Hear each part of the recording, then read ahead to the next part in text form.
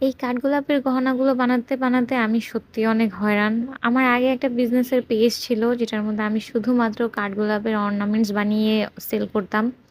তো ওই পেজটা হ্যাক হয়ে যাওয়ার পরে আমার সত্যিই খুব মন খারাপ হয়ে যায় এবং বেশ অনেক বছর ধরেই আমি এই অনলাইন বিজনেস থেকে দূরে ছিলাম।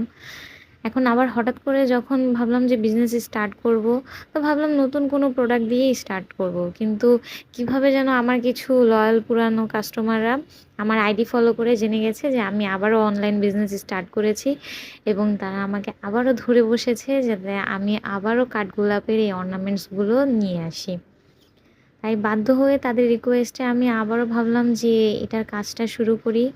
দেখি আমি চেষ্টা করব আবারও সেই কাঠগোলাপের অর্নামেন্টসগুলো ডেলিভারি করার ইনশাল্লাহ। এই কাঠগোলাপের গহনাগুলো আমারও আসলে খুব প্রিয় ছিল। আমি খুব যত্ন সহকারেই এগুলো বানাতাম।